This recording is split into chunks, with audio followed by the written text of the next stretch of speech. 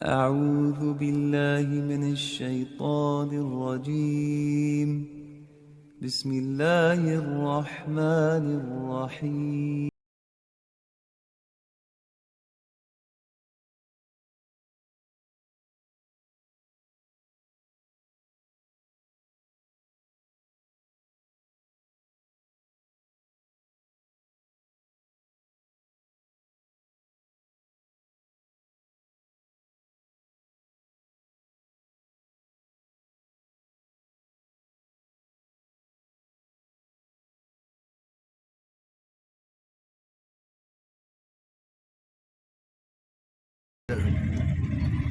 अस्सलाम वालेकुम। ये देखिए, ये हज़रत चाबुक सवार रहमतुल्लाह अलैह, यहाँ पर रोज़ा है। यहाँ चले हम, और इसके पीछे कोई गुम्बद दिखाई दे रहा है। दूर देखिए, एकदम दूर में दिख रहा है कोई गुम्बद। बहुत ही पुराना काम, ये आदिल शाह के ज़माने का। अभी हम ऑटो से पहुँच रहे हैं यहाँ पर। इसी तरह से हम लोग हर रोज़ नए मज़ार पर जाकर ज़ियारत करते हैं और आपको भी करवाते हैं। अगर हमारे चैनल पर आप नए हैं तो हमारे चैनल को सब्सक्राइब करें, ताकि आपको हमारी आने वाली हर वीडियो का नोटिफिकेशन मिल सके। अगर हमसे कोई खता या गलती होती है तो कमेंट करके हमारी रहनुमाई कीजिए, और अच्छे अच्छे कमेंट्स करके हमारी हौसला अफजाई कीजिए। शुक्रिया साहब। तो क्या माजरा क्या है हाकिम साहब? यहाँ पर जुमेरात, जुमेरात, जुम्मा हाँ, और सोमवार, अच्छा, 3 दिन ज़्यादातर लोगों की यहाँ पे आना होती जाना ज़ियारत। होता है ज़ियारत। जुमेरात, जुम्मा और पीर के दिन हाँ। यहाँ पर लोग आते हैं, और नहीं तो बाकी रोज समझो बंद रहता है, हाँ, समझो। क्योंकि गांव के पूरा बाहर के इलाके में है ये, गांव से पूरा बाहर है ये। इससे दूर दूर से देखिए, आने एक वाले लोगों मज़ार को और पता है। है ये 3 दिन ही रखा जाता है। तो कोई इनके खादिम वगैरह होंगे तो फ़ोन करके जब बुलाते हैं? नहीं, वो दूर रहते हैं, इधर से बहुत दूर रहते रहते हैं हैं, क्या? तो हर हफ्ता बंद रहता है, इसलिए चप्पल इधर ही रखो। ये देखो, ये अंदर बेसमेंट में मज़ार है, शायद यहाँ अंदर का रास्ता है। चलो कोई बात नहीं। अस्सलातु वस्सलाम अलैका या वली अल्लाह। पिछली मरतबा भी ऐसे हुआ अपना। ये देखिए, ये तो बंद है अभी, लेकिन हाकिम साहब से कुछ बात कर लेते हैं ताकि अपनी कुछ रहबरी हो। फरमाइए साहब। अस्सलामु अलैकुम रहमतुल्लाहि व बरकातहू। तमाम चैनल के माध्यम से देखने वाले, ज़ियारत करने वाले हाज़रीन के लिए हम आज सूफ़ी साहब से यहाँ पर ज़ियारत कर रहे हैं, और लोगों को ज़ियारत कराना सूफ़ी साहब का जो मकसद है उससे हम बहुत खुश हैं। और उनके माध्यम से जो लोगों की भी ज़ियारत हो रही है, ये बहुत अच्छी बात है। और इनका जो मकसद है कि जो लोग हर मज़ार की ज़ियारत नहीं कर सकते, वो इनके चैनल के माध्यम से कर सकते हैं। ये बहुत ही अच्छा माध्यम है ये, सोशल मीडिया के ज़रिए से। तो आज हम यहाँ पर आए हैं, इनका जो आस्थानी के जो बुज़ुर्ग हैं, इनका नाम है सूफ़ी चाबुक सवार सरकार। यानी कि उस ज़माने में कहते हैं उनके हाथ में हमेशा चाबुक रहती थी, जिसकी वजह से वो लोगों का इंसाफ करते थे। अच्छा, इसके लिए आज उन्हीं के उस लक़ब से जाना जाता है, चाबुक सवार बोल के। तो यहाँ पर जो लोगों के ऊपर असरात होते हैं, या जिन पर जिन का साया होता है, या शैतान का असरात है, ऐसे लोग यहाँ पर आते हैं और उनका इलाज यहाँ पर हो जाता है। उस माशाल्लाह। इलाज के लिए तो ये पूरे बीजापुर में मशहूर हैं। और दूसरे जो लोग आते हैं अपनी अपनी यानी मुरादें लेकर, उनकी भी मुरादें पूरी होती रहती हैं। और ज़ियारत के लिए भी बेहतरीन एक आस्थाना है बुज़ुर्गों के, पूरे आस्थानों में ये भी एक नाम जो माना हुआ नाम है, या एक ऐसी हस्ती हैं, यहाँ पर आने वाले हर ज़ायरीन अपनी मुरादों से यानी कि पूरे मुराद पा कर जाते हैं। माशाल्लाह। ये सूफ़ी यानी क्या, कुछ बता सकते हैं लोगों को? तो बहुत खुशी की बात है। बहुत अच्छा सवाल है आपका, और बेहद अहम सवाल है ये, क्योंकि मैं भी काफ़ी जगह सुन चुका हूँ कि सूफ़ीज़्म पे बहुत कुछ प्रोपोगंडा चला है। और सूफ़ी बोले तो क्या, बहुत सारे लोगों को पता भी नहीं है। तो उस माध्यम से मैं यही बताना चाहूँगा कि ये हमारा हिंदुस्तान जो है ये सूफ़ी संतों का देश है या फिर सूफ़ी संतों का मुल्क है। तो अब हमें समझना चाहिए कि सूफ़ी किसे कहते हैं और संत किसे कहते हैं। तो मुस्लिम धर्म के अंदर जो इंसानियत का पैगाम देते हैं उनको सूफ़ी कहते हैं, और हिंदू मज़हब में जो इंसानियत का पैगाम देते हैं उनको संत कहते हैं। अच्छा। तो नाम में फ़र्क है, दोनों का मतलब एक ही है। सूफ़ी और संत जो है ये इंसानियत के सबक को पेश करते हैं और इंसानियत पे चलने का सबक लोगों को देते हैं और अमन और शांति का पैगाम देते हैं, उन्हीं को सिर्फ सूफ़ी कहा जाता है। और ये आज के दौर से नहीं है, ये जो सब्जेक्ट है ये सरकार दो आलम सल्लल्लाहु ताला अलैहि वसल्लम ने बताया हुआ तरीका है, क्योंकि सल्लल्लाहु ताला अलैहि वसल्लम के पास जो एक जमात थी जिनको असहाबे सुफ़ा कहते हैं। तो सुफ़ा कहते हैं सूफ़ी की जमा को, तो सुफ़ा कहते हैं सूफ़ी की जमा को, तो सूफ़ी कहते हैं जो सरकार दो आलम सल्लल्लाहु अलैहि वसल्लम के बताए हुए तौर तरीके पर चलने वाले और अमल करने वालों को।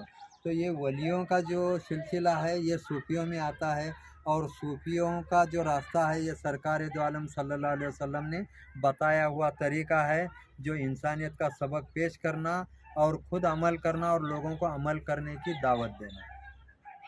माशाल्लाह। देखिए, नमाज ये अल्लाह की एक इबादतों में से एक इबादत है, और नमाज के लिए जो है मस्जिद जगह है या फिर अपने घरों में या मस्जिद में या जहाँ उसका दिल करे वहाँ नमाज पढ़ने के लिए कोई बंदी नहीं है या कोई पाबंदी नहीं है। लेकिन आजकल कुछ ऐसे लोगों को हमने देखा है कि दरगाहों पर जाते हैं और दरगाहों पर जो जायरीन आते हैं उनसे सवाल करते हैं कि भाई तुम्हें गुस्ल का तरीका बताओ, नमाज में कितने रुकू होते हैं। तो ये जो ऐसा जो चल रहा है ये बुज़ुर्गों के मोहब्बत से हटाने के लिए चल रहा है। अच्छा। क्योंकि नमाज और गुस्ल का अगर सवाल पूछना ही है तो मस्जिद के आलिम से जाके पूछना चाहिए, उसका जवाब वही दे सकता है। यहाँ पर जो वलियों के आस्थाने पर जो जायरीन आते हैं उनसे ये पूछना चाहिए कि आपको इनसे आस्था क्यों है और इनसे आपको क्या फैज़ मिल रहा है। ये सवाल पूछेंगे तो ये यहाँ पर बेहतर है। यहाँ आकर नमाज का सवाल नहीं करना चाहिए और मस्जिद में जाकर वलियों के बारे में नहीं पूछते, तो फिर यहाँ वलियों के आस्थाने पर आकर नमाज के बारे में क्यों पूछते हैं। और रही बात नमाज की, तो नमाज जिसे भी पढ़ना है वो अपने लिए पढ़ता है, ना कि दूसरे कुछ के लिए। लोगों ने क्या किए है कि अभी नमाज को ही मजहब बना लिए है। नहीं वही बता हाँ, रहा हूँ। हाँ, तो हाँ, नमाज जो है, अब मिसाल के तौर पे मैं नमाज पढ़ूँ या ना पढ़ूँ ये मेरे लिए है। तो मैं नमाज पढ़ूंगा अल्लाह को राजी करने के लिए, तो अल्लाह और मेरे दरमियान के रजा और राजी की बात है। तो मैं नहीं पढ़ा तो मैं जवाब देने वाला किसको हूँ, तो अल्लाह के लिए। हाँ, तो अल्लाह मुझसे सवाल करेगा और मैं अल्लाह से जवाब करूँगा, ना कि कोई जो मुझे पूछेगा उसको मेरे नमाज से कोई ऐतराज़ होना नहीं चाहिए। अच्छा। और ना ही हम नमाज के खिलाफ हैं। अच्छा। नमाज अपनी जगह है, बुजुर्गों की मोहब्बत अपनी जगह है। मोहब्बत का सिला अलग है, नमाज का सिला अलग है। नमाज वास्ते अल्लाह के है और बुजुर्गों का जो सिला है बुजुर्गों से मोहब्बत का सिला है। तो मोहब्बत अपनी जगह है, इबादत अपनी जगह है। तो नमाज को मोहब्बत से नहीं जोड़ा जा सकता, नमाज अपनी जगह। अभी इसी तरह मसला ये है कि भाई असहाबे सुफ़ा जिसका जिक्र अभी आप किए हैं, तो उनके लिए नमाज का हुक्म था या हुजूर के ज़माने में भी वो नमाज नहीं पढ़ते थे, या क्या सिस्टम क्या था, ज़रा कुछ इस पे आपकी तहकीक है कुछ? हाँ, देखिए, सियासत के अगर हदीसों में हम अगर देखेंगे तो कहीं भी आज तक हमें ये हदीस नहीं मिली है कि असहाबे सुफ़ा भी सरकार के साथ जाकर नमाज पढ़ते थे। ऐसा कोई हदीस हमें आज तक हमारे नज़र से नहीं गुजरी है और ना ही उसका कभी हमने आलिमों से जिक्र सुना है। लेकिन हमने ये ज़रूर सुना है असहाबे सुफ़ा का चबूतरा, यानी मदीना मुनव्वरा में सरकार के हुजरे के बाहर एक चबूतरा था जहाँ पर असहाबे सुफ़ा बैठा करते थे। और वहाँ पर सरकार दो आलम सल्लल्लाहु अलैहि वसल्लम जब जाते थे तो उनके यानी सरकार दो आलम सल्लल्लाहु अलैहि वसल्लम और असहाबे सुफ़ा के दरमियान में कुछ गुफ्तगू होती थी। उसके बाद जो सहाबा कराम थे वो सरकार के साथ मस्जिद नबवी में जाकर नमाज पढ़ते थे, ऐसा हदीसों में मिलता है।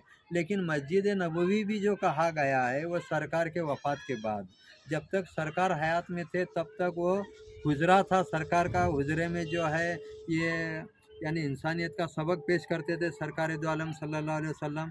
लेकिन इस सबक के अंदर असहाबे सुफ़्फ़ा भी जाकर नमाज पढ़ते थे, ऐसा कहीं हमारे पढ़ने में नहीं आया है। अच्छा तो हम ये भी नहीं कह सकते कि पढ़े हैं या नहीं पढ़े हैं, अच्छा ये अलग मौजू है।